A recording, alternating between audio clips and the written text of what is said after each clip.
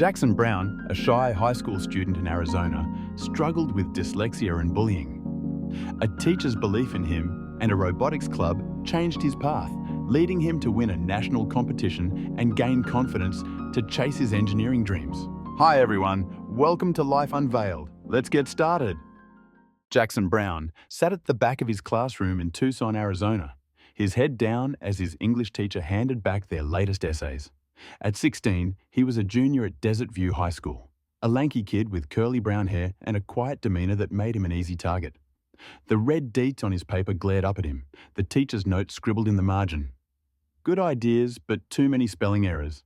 See me after class. Jackson's stomach twisted. He knew what this meant.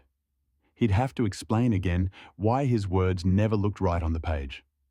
Jackson had dyslexia, a learning disability that made reading and writing a daily battle. Letters jumbled in his mind, turning dog into God and reed into deer. He'd been diagnosed in 3rd grade, but even with extra help, school felt like a minefield, and his confidence was in tatters. Home wasn't much easier. Jackson lived with his mum, Carla, a nurse who worked long shifts at the hospital, and his younger brother, Ethan, who was 12 and always asking for help with his math homework. Their dad had left when Jackson was 5 and money was tight. They lived in a small apartment with peeling paint and a fridge that was often half empty. Carla did her best, but she was always tired, her eyes heavy as she kissed Jackson goodnight after a 12-hour shift. "You're smart, Jack," she'd say, her voice firm. "Don't let anyone tell you otherwise." But Jackson didn't feel smart. He felt broken, especially when kids at school laughed at his stuttered answers or called him dummy in the hallways. One boy, Tyler, was the worst, stealing Jackson's lunch, tripping him in the cafeteria, and once, in front of the whole class, reading Jackson's misspelled essay aloud, mocking every mistake. Jackson stopped raising his hand after that, shrinking into himself, hoping to disappear. But there was one place where Jackson felt a flicker of hope. Science class. He loved the hands-on experiments, building circuits, mixing chemicals, watching things spark and fizz. Numbers and diagrams made sense to him in a way words never did.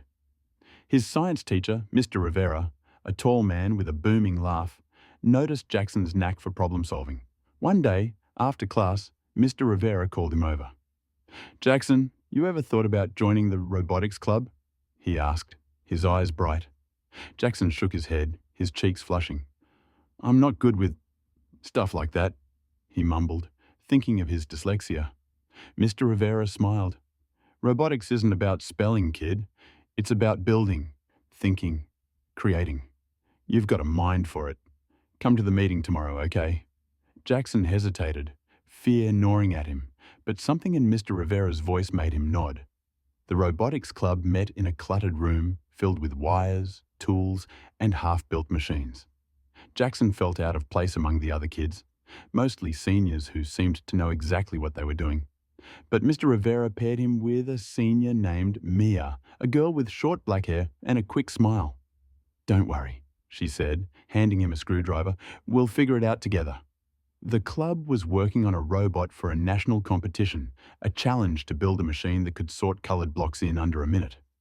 Jackson was nervous, his hands shaky as he tried to connect wires, but Mia was patient, explaining each step. And for the first time, Jackson felt like he belonged. He discovered he had a talent for mechanics. His hands were steady, his mind sharp when it came to figuring out how gears fit together or why a motor wasn't spinning. Over the next few weeks, he spent every afternoon in the robotics room, the hum of machines drowning out the noise of his insecurities. But school wasn't all progress. Tyler's bullying got worse when he saw Jackson carrying a robotics manual in the hallway. "What's this, dummy?" Tyler sneered, snatching the book and tossing it into a trash can.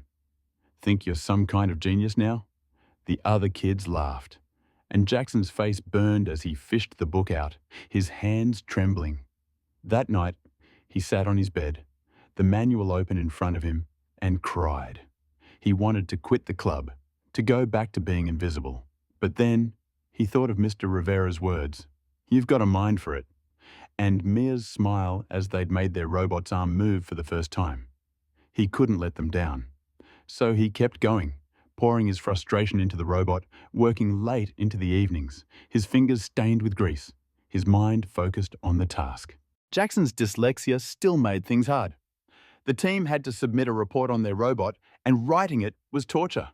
He'd spend hours on a single paragraph, the words blurring on the screen, his spelling errors glaringly obvious. Mia noticed his struggle and offered to help. "You focus on the building," she said, her voice kind. "I'll handle the writing." But Jackson shook his head. "I need to do this," he said, his voice firm for the first time. Mia nodded, sitting with him after school, helping him sound out words, using text-to-speech software to make it easier. It took 3 weeks, but Jackson finished the report. His spelling far from perfect, but his ideas clear. Mr. Rivera read it and clapped him on the back. "This is good work, Jackson," he said, his voice full of pride. "You're ready for the competition." The National Robotics Competition was held in Phoenix, a 3-hour drive from Tucson. Jackson's mum took the day off work, her eyes shining as she hugged him before they left. "I'm so proud of you, Jack," she said, her voice thick with emotion. Ethan tagged along, wearing Jackson's old baseball cap, chattering the whole way about how cool robots were. The competition was held in a huge gym, filled with teams from across the country, their robots whirring and beeping on the tables. Jackson's team, Desert View Robotics, set up their robot, a small machine with a claw arm they'd nicknamed Blockbuster. Jackson's hands shook as he tested the circuits, his heart pounding as he saw the other team's sleek designs. Their robot looked homemade in comparison, but it worked, sorting the coloured blocks in 58 seconds during the practice round. The final round was a blur. Jackson stood with his team, his stomach in knots as Blockbuster rolled onto the competition mat. The timer started and the robot whirred to life, its claw arm grabbing a red block, then a blue one, sorting them into the right bins. The crowd cheered as the seconds ticked down, and when the buzzer sounded, Blockbuster had finished in 55 seconds, a personal best. Jackson held his breath as the judges tallied the scores, his hands clenched at his sides. When the announcer called out, "First place, Desert View Robotics," the gym erupted in applause. Jackson's team screamed, hugging each other, and Mia pulled Jackson into the tightest hug he'd ever felt. "We did it!" she shouted, her voice cracking with joy. Jackson looked over at his mum and Ethan, who were cheering from the stands, his mum's eyes wet with tears. Winning the competition changed everything for Jackson. The prize included a $5,000 scholarship, which he planned to use for college. An engineering degree was now within reach. But more than the money, the win gave him confidence he'd never had before. He started speaking up in class, his hand raised for the first time in years, his voice steady as he answered questions. Tyler's bullying didn't stop overnight, but Jackson didn't let it break him anymore. One day, when Tyler tried to trip him in the hallway, Jackson looked him in the eye and said, "I'm not a dummy," his voice firm. Tyler backed off, and the other kids started to see Jackson differently. Some even asked him about robotics, their voices curious instead of mocking. By his senior year, Jackson was a different person. He became the robotics club's co-captain, leading the team with Mia, who had graduated but came back to help.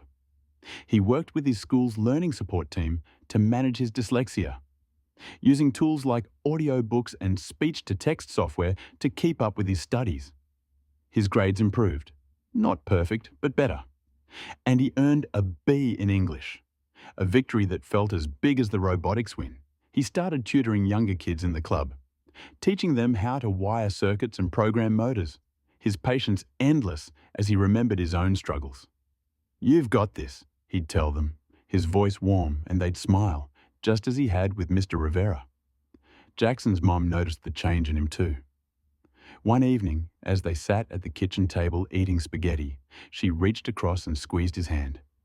"I always knew you were special, Jack," she said, her voice soft. "But now you know it too." Ethan chimed in, his mouth full of noodles. "You're like a superhero, Jack." Jackson laughed, his heart full, and for the first time, he believed them. He'd always thought his dyslexia made him less, but now he saw it as part of who he was, a challenge that had made him stronger, not weaker. In the spring of 2025, Jackson graduated high school with a robotics scholarship to Arizona State University, where he planned to study mechanical engineering. The day of his graduation, he stood on the stage in his cap and gown, his mom and Ethan cheering from the crowd, Mr. Rivera giving him a thumbs up from the faculty section. As he accepted his diploma, Jackson thought about the shy, scared kid he'd been 2 years ago, the one who'd thought he'd never amount to anything. He'd proven himself wrong, not because he was perfect, but because he'd kept going, with the help of people who believed in him when he couldn't believe in himself. Jackson's story spread through Desert View High, becoming a quiet legend among the students. He started a mentorship program at the school, helping other kids with learning disabilities find their strengths, whether in robotics, art, or something else entirely. He'd meet them in the same cluttered robotics room where he'd found his own footing, their eyes wide as he showed them how to build a circuit or debug a program. "You're not broken," he'd tell them, his voice steady. "You just learn differently, and that's okay." Some of the kids reminded him of himself, scared, unsure, afraid to try. But he'd smile and hand them a screwdriver, just as Mia had done for him, knowing that all it took was one person to believe in you to change everything. Years later, as a college junior, Jackson interned at a tech company, working on robots that could assist in disaster relief, his mind buzzing with ideas to make the world better. He kept in touch with Mr. Rivera and Mia, sending them updates about his projects, his voice full of excitement in every email. He also started a blog, sharing his journey with dyslexia and robotics, hoping to inspire other students who felt like they didn't fit in. His first post was titled, "You're Not a Dummy," a message to his younger self and to every kid who needed to hear it. The blog gained a small following, and Jackson would read the comments late at night, his heart swelling at messages like, "Thank you, I thought I was alone." Looking back, Jackson knew his path hadn't been easy. Dyslexia would always be part of his life, and the scars of bullying wouldn't fully fade. But those challenges had led him to robotics, to Mr. Rivera, to Mia, to a future he had never imagined. He'd turned his struggles into strengths, not by erasing them, but by building around them, with the help of people who saw his potential when he couldn't. Jackson's story became a beacon for other students at Desert View. Proof that you don't have to be perfect to succeed. You just have to keep trying, one step at a time, until you find the place where you shine. If you enjoyed this story, drop a like and subscribe for more tales like this. Hit the bell, and we'll catch you in the next one.